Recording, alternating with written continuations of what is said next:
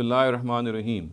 Dear viewers, in the previous episodes, we have been evaluating the narrative of the collection of the Qur'an attributed to the Caliph Uthman as is recorded by Imam Bukhari in his Jami' al-Sahih. We have already discussed 3 points of criticism earlier on, and today I intend to go on and point out to some further points of criticism.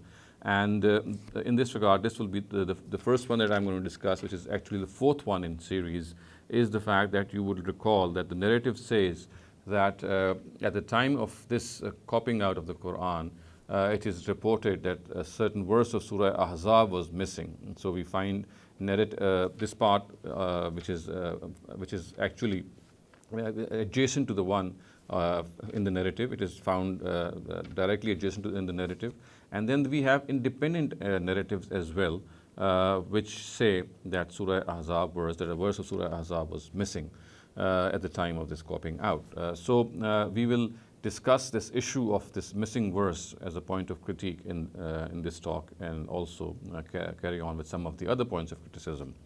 Now, the first point of criticism in this regard, in this broad heading of issue of the missing verse of Surah Ahzab, is that Abdul Latif Rahmani, one of the scholars of the recent past, has raised this issue and this point that it is highly improbable that a verse be detected 13 years after the Qur'an had been recorded in the times of the Caliph Abu Bakr, because after all, the Qur'an remained with Caliph Abu Bakr and then with Caliph Umar anhu. So can it be exceeded that none of them read the Qur'an, and none of the other people who came in contact with this Musaf, if they ever did, read this Musaf and they were not able to detect that there was a missing verse? So he says that it is something very, very improbable that this would have occurred. How could we accede to this or accept the fact that a Musaf which remained in the custody of the first 2 caliphs of Islam was never even read or even checked for any missing verses, and it was only in the time of Uthman that this detection was made? So he points this out. And the second thing that he points out is that it is even more improbable that it should be found, the missing verse should be found with a single person, as the narrative says. And mostly the narratives say that it was Khuzaimah ibn Sabit with whom this missing verse was found. So he says that it is very improbable that even if it is exceeded, that it was found in written form, then in the presence of other companions like Muaz and Ubay and Ubadah ibn Sabit and Uthman himself, because they had written copies of the Qur'an. So how can it be exceeded that just a single person had that verse? So this is a gist of the criticism which is put forward by Abdul Latif Rahmani.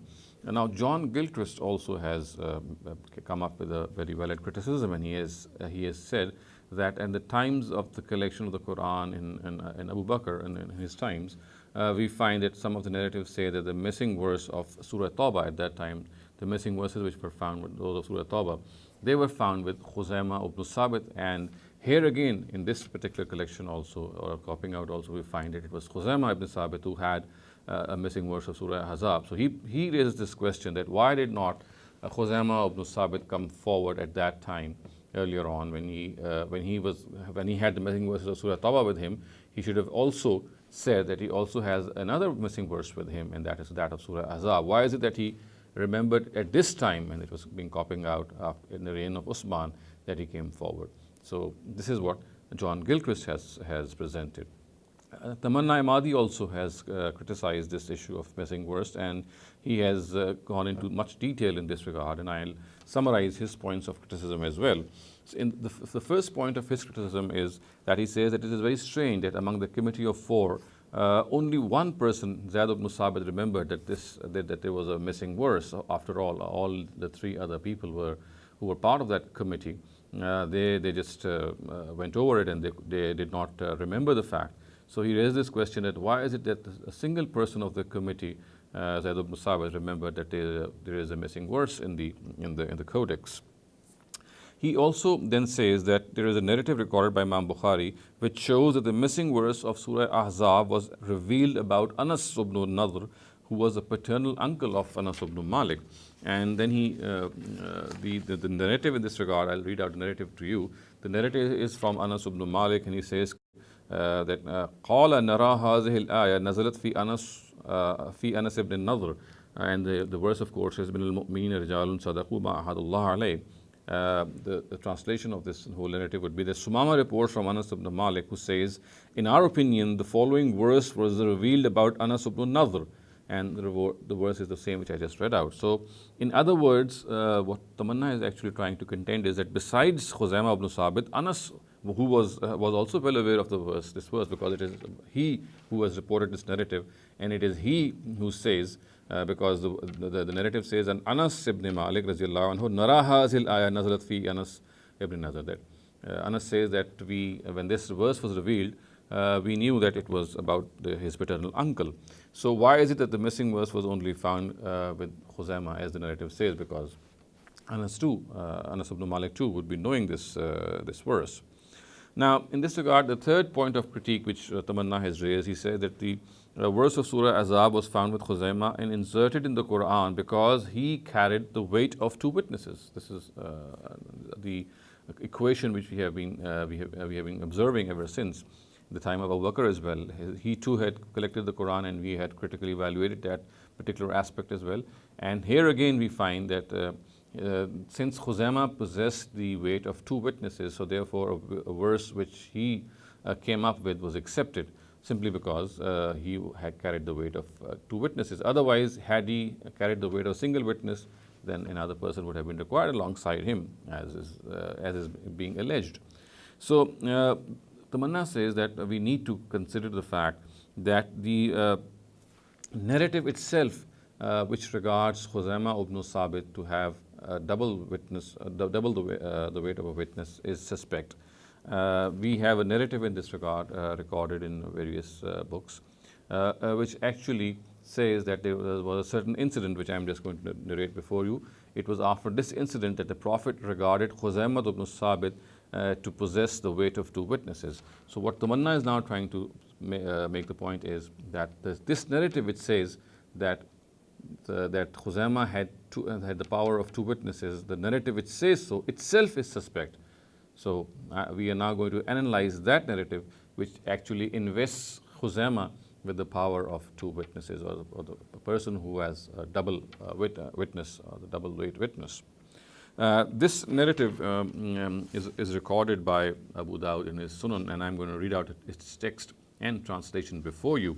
It is said that عن عمارة بن خزيمة أن عمه حدثه وهو من أصحاب النبي أن النبي ابتاع فرسا من أعرابي فاستتبعه النبي ليقضيه ثمن فرسه فأسرع رسول الله المشي وأبتع الأعرابي فتفق رجال يعترضون الأعرابي فيساومونه بالفرس ولا يشعرون أن النبي ابتاعه فنادى الأعرابي رسول الله فقال إن كنت مبتاعا هذا الفرس وإلا بعته فقام النبي حين سمع نداء الأعرابي فقال أوليس قد ابتعته منك فقال الأعرابي لا والله ما بعتكه فقال النبي بلى قد ابتعته منك فتفق الأعرابي يقول هلم شهيدا فقال خزيمة بن ثابت أنا أشهد أنك قد بايعته فأقبل النبي على خزيمة فقال بما تشهد فقال بتصديقك يا رسول الله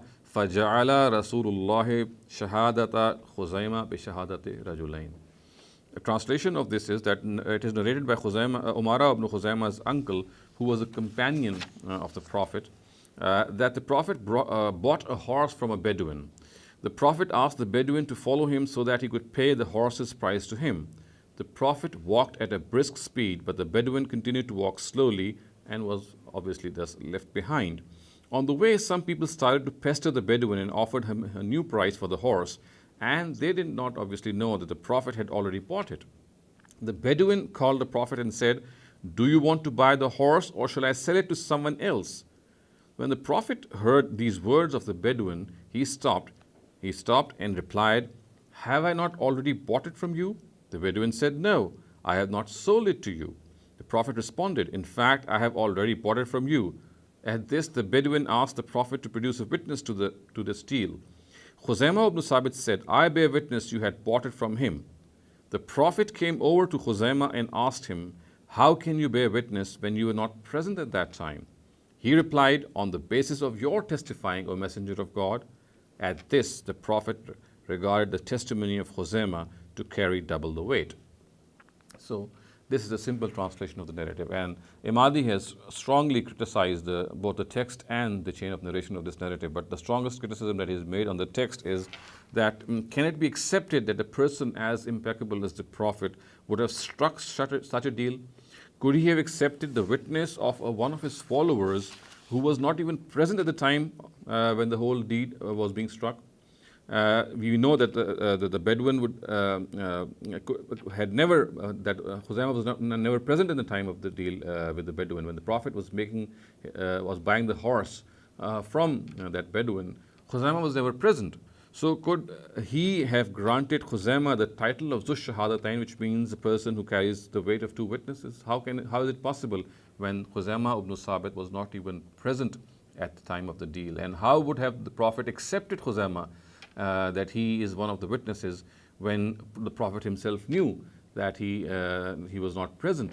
So therefore, he says that this is something which is so improbable and impossible, keeping in view the personality of the Prophet, that he would have struck such a deal.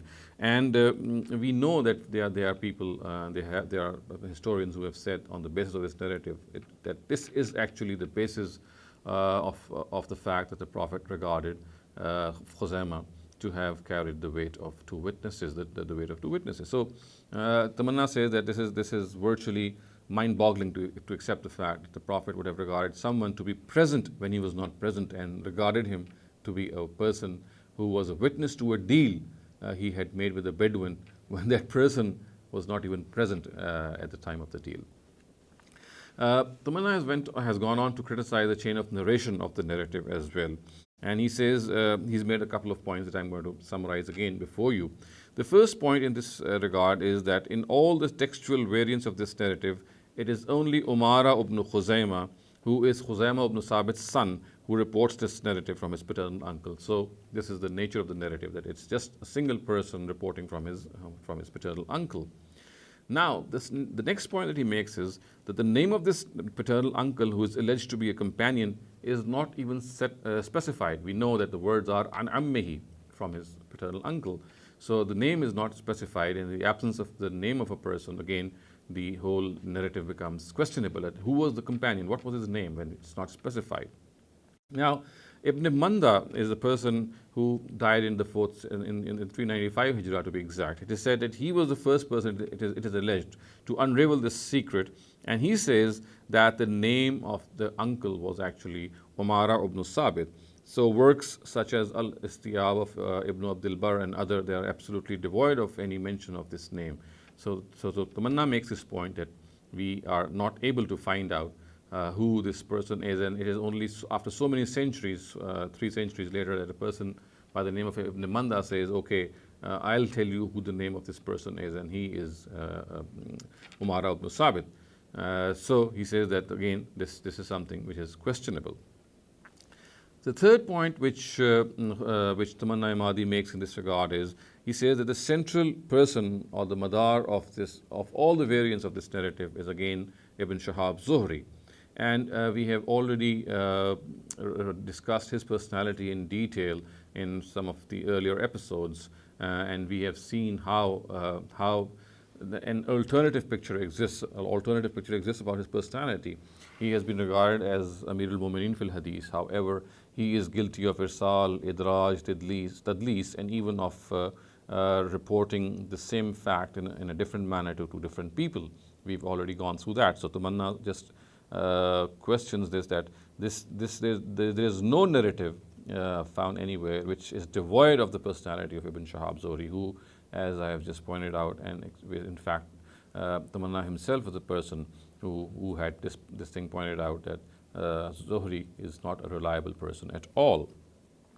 Now, the fourth point that Tamanna raises in the chain of narration, when he's criticizing the chain of narration of this narrative, is he says that it seems that Umara ibn Khuzaimah generally narrates from people who are not very well known. So he narrates from people who are generally not very well known. For example, it is only he and Salim ibn Abil Ja'ad who narrate from Sabura ibn al-Faqih, about whom it is said that he was a companion, and he is not a very well-known person, and he has various names, as he's been regarded as Ibn al-Faqih, or Ibn Abi Faqih, Ibn Abi al-Faqiha, So there are the different names which have been attributed to him.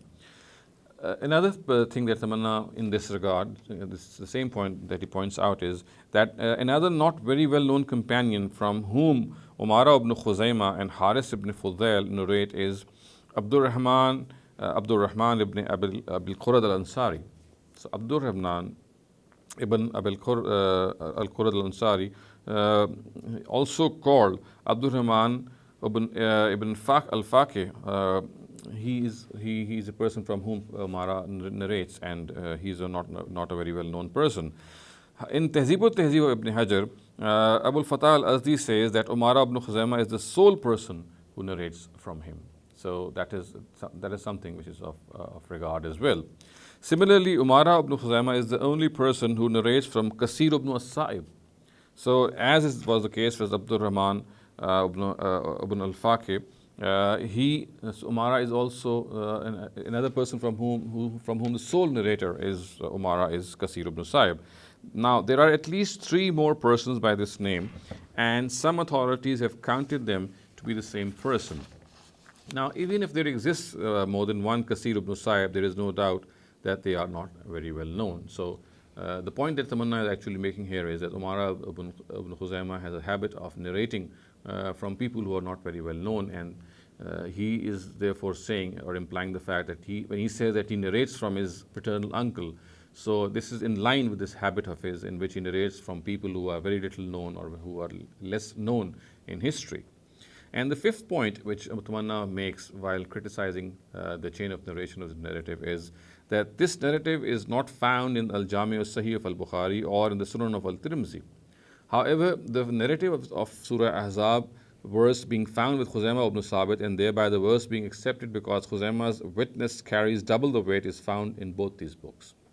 So whereas the fact that Khuzaymah ibn Sabit, the narrative of Surah Ahzab is found in both these books, this narrative is not found in Al-Jami' al-Sahih of Al-Bukhari, neither in Al-Jami' al-Sahih of Al-Bukhari nor in the Jami' al-Sahih of Tirmidhi, Sunan of Tirmidhi. So he says that it is strange that while both these books contain narratives in which it is said that Khuzaymah on Khuzaymah's witness, the whole the verse was accepted because he carried double weight.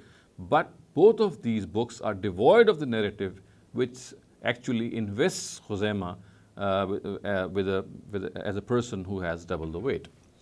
Now, this is a summary, viewers, which I have presented of the views of Abdul Latif Rahmani, John Gilchrist, and finally Tamanna Ahmadi regarding the issue of the missing verses. I'd like now to comment on these points which these 3 personalities have raised, and I think that most of the points which Rahmani, Gilchrist, and Ahmadi have raised on the issue of the missing verse are strong. In this regard, I'd further like to point out that it might be of interest to note that non-Ibn Shihab Zuhri narratives, or in other words, narratives in which Ibn Shihab Zuhri does not figure, they do not contain the episode of the missing verse. And we will discuss them later on in some of our later episodes of this topic.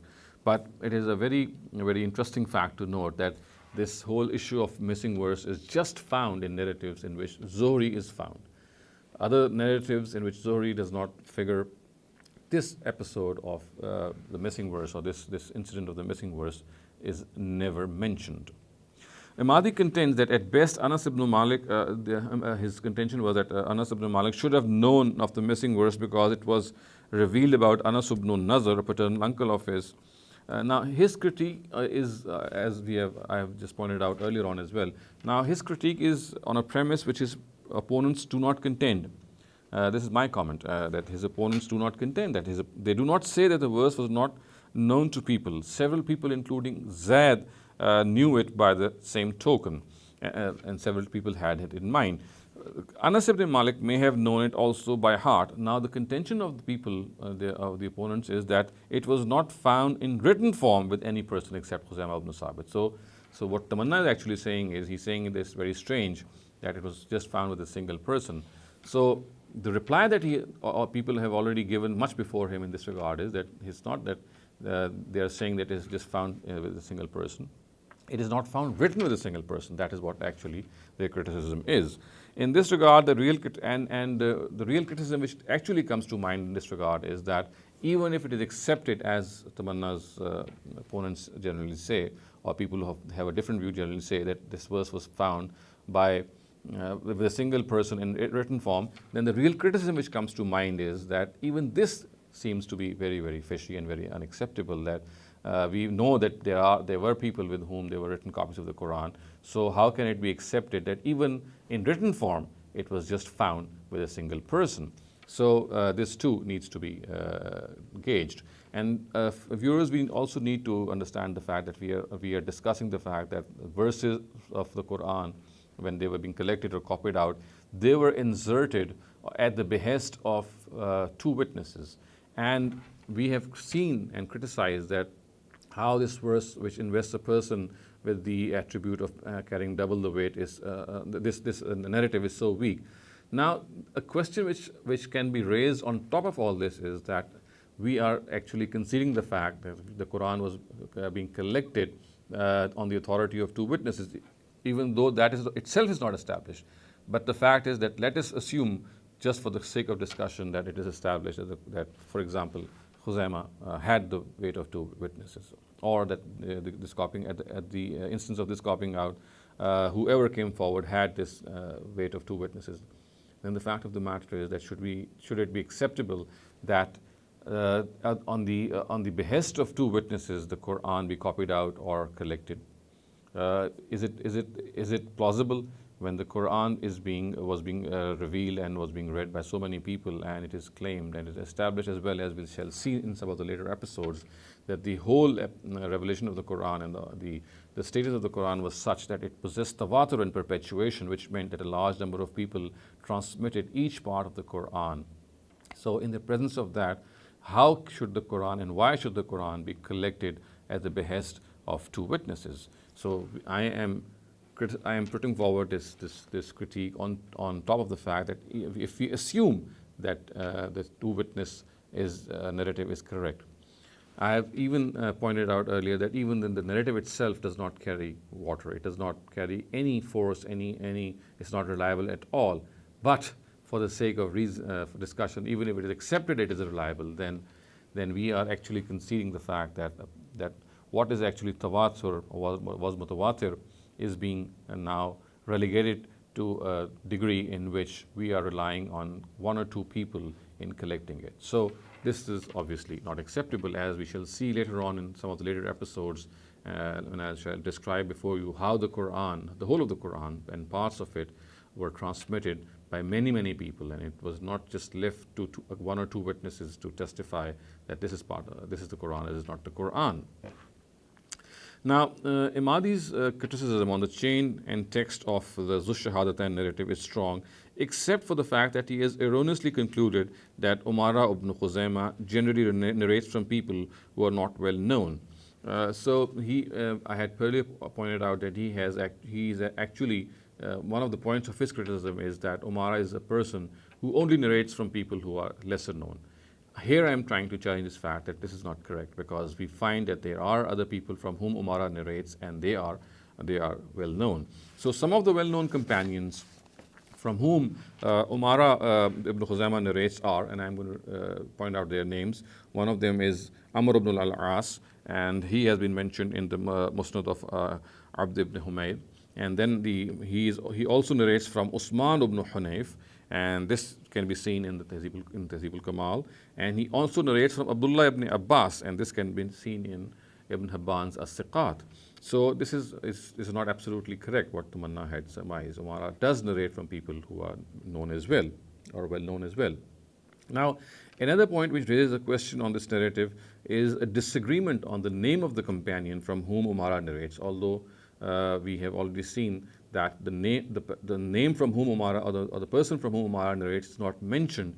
But although Ibn Manda, according to Tamanna Imadi, had pointed out that it was a certain person who had narrated this, but I'm going to give you further data which says that it is not even certain who this person is, because there are various opinions from various authorities.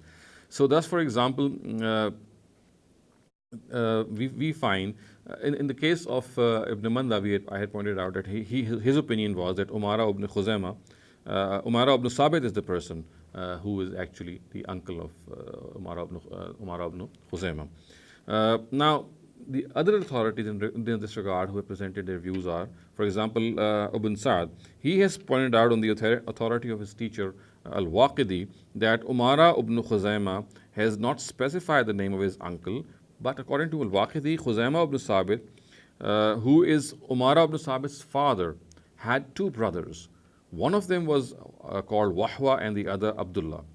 In the opinion of, now this is another authority, Muhammad ibn Ishaq has recorded in a narrative by Al-Hakim in his Al-Mustadrak. Khuzaima ibn Sabit had two brothers. One was called Abdullah and the other was called Dahraj. And another authority, Hafiz ibn Hajar, says that Waliuddin Iraqi has mentioned in his book Kitab al-Atraf bi Awham al-Atraf that his uncle was well known, and that Abu Ahmad al-Askari has stated in his book As-Sahaba that his name was Ubaidullah. So viewers, we can see that there are so many people, or at least 3 or 4 authorities naming different people as the person who would be Umara's uncle. So again, this casts doubt as to the fact that who exactly was the person from whom Umara narrated.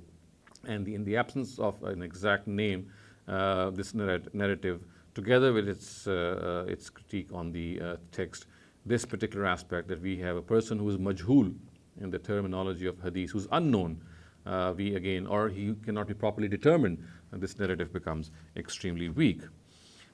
Here I'd also like to further point out another thing, and I would like to say that there is another chain of the narrative which does not contain Umara ibn Sabit at its beginning. So it's not just Umara ibn Sabit as the Manna had contended. Imadi seems to be unaware of that chain. And as you can see from the chart, that this chain begins from Khuzaima ibn Sabit, and his grandson Muhammad ibn Umar narrates from him. So this is one place which perhaps Imadi has missed, and I'd like to point it out. But this chain again has some problems, and there are actually two flaws in this chain. Firstly, as pointed out by Ibn Hajar, Muhammad ibn Umara is not a well-known person, and his words are La yakadu yu'raf, that he's not very well known. And secondly, Khuzaima ibn Sabit died in 37 Hijrah in the Battle of Siffin, when Umara ibn Sabit was just 7 years old. So there is no way in the world that Muhammad ibn Umara could have met or heard from his grandfather. So although this chain is present, but because of these two flaws, it again is unreliable. So all in all, viewers, we can see that this issue of the missing verse, which is the 4th point of criticism, has a number of problems in it. And because of these problems, we find that this issue of the missing verse is something which although is part of this narrative and also exists as there are independent narratives which exist which say that Surah Ahzab verse was missing, but because of the reasons which I have just cited and referred to, this whole thing and this whole episode of this missing verse becomes questionable. Now let me move on to the 5th point of criticism in this regard, and that is that it is strange, and this has already been pointed out when I was discussing the collection of the Qur'an in the times of the Caliph Abu Bakr, that it is strange that a state-owned collection would remain with the Caliph Umar's daughter Hafsa. So if ever a collection had taken place in the time of Abu Bakr, the collected Qur'an should have been in the state custody. And it is very strange that Uthman had tolerated this possession with Hafsa. Why did he tolerate it? And once Hafsa had given her consent to hand it over to him to have it copied, why did he tolerate it to hand it back? He should never have promised her that he'll return this codex, because after all it belonged to the state. So again, this is something which I've already pointed out earlier while I was discussing the critique on the collection of the Quran narrative by the Caliph Abu Bakr, that why is it that here again we find Uthman returning the Mus'haf after copying it back to Hafsa. If it was a state collection, as is alleged or as is apparent from the collection of the Quran in the times of Abu Bakr, then Uthman should not have returned it, and he should have actually insisted upon Hafsa to give it to him, and then later on, as he himself came to the conclusion that he should have made the copy. So this is something which fails to stand to the test of reason. Next, we come to the sixth point of criticism in this regard, and I'd call it the mode of writing. We know that there was a word called a tabut, which became a point of difference. Its script became a point of difference when the Quran was being copied out, and this has been mentioned in the main narrative. So according to Rahmani, how could Zad's preference be overruled by three other committee members when it is known that none of the other three famous were famous reciters or as adept as Zad? We know from the narrative that Zad had said that the script of the word is a tabu, but the other three people had insisted that it is a tabut, and when the matter was referred to the Caliph Uthman, he had said it should be written as a tabut. So in short, why this would mean that Uthman had actually overruled Zad. So this is highly improbable, and it is, what he's actually implying is that it is highly improbable that Zad would have insisted that the script of the word is a tabu. How could this have been possible? Okay, now in this regard, Tamanna Ahmadi has also raised a point, and he said that what was the script of the word in the codex prepared by Abu Bakr from which the committee was making copies? After all, they were making copies. So the previous criticism was made by Rahmani, in which it was just said that how was Zad's opinion overruled? Now here Ahmadi in his critique is actually making the point that in the original from which the original codex of Hafsa, there would have been a certain spelling or way in which the word would have been written. So whatever the way in which it had been written by Hafsa in Hafsa's codex, it should have been copied the way it was done. So it was originally in which it actually originally existed. So the point that Ahmadi raises is that what was the script of the word in the codex prepared by Abu Bakr from which the committee was making copies? Was it a tabut or a tabu? If it was a tabut, then why would Zad insist on a tabu?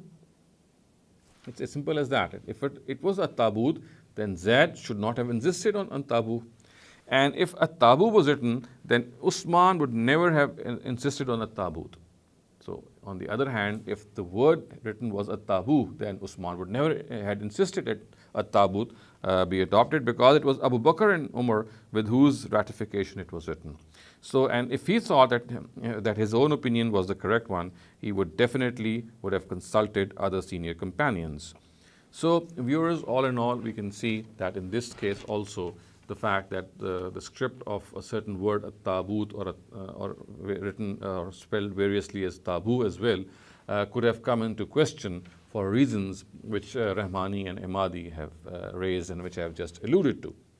So I would now conclude this episode with this sixth point of criticism, and as we have seen in this episode, that we have discussed 3 points of criticism, and first of them is that the issue of the missing verse, then we have discussed the state-owned collection issue, and finally we have discussed this mode of writing of a word, a tabut, which was part of the original narrative.